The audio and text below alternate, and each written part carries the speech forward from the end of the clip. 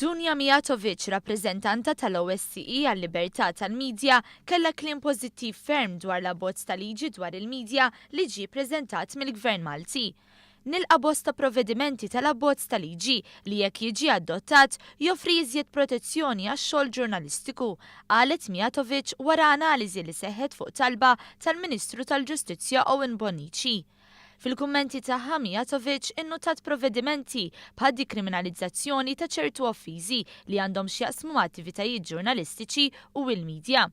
U fil-waqt li faħret l-inizjattiva tenniet li dialogu mal-awtoritajiet Maltin se jkompli fil-ġimgħat li ġejjin.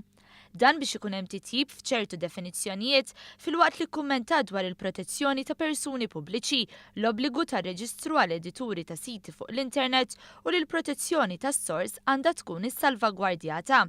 B'hekk Mijatovic ingħaqdet ma' bosta vuċijiet oħra li huma ġeneralment favur l-inizjattivi ppreżentati fl-abbozz mill-Gvern Malti. Bħal l-Istitut tal-Ġurnalisti Maltin li wkoll appoġġja din l-inizjattiva b'xi suġġerimenti u kontra n-negattività tal-Partit Nazzjonalista, oppożizzjoni li ħarġet b'mod aggressiv kontra dan l-abbozz. Ma l-ewwel opportunità din il-liġi inneħħuha. Ma nixtieqx li moħru l-hemm. L-OSCE li taħħa Mijatovic rappreżentanta hija l-Organizzazzjoni għas-Sigurtà u l-Kooperazzjoni fl-Ewropa u taħdem favur l-istabilità, il-paċi u d-demokrazija.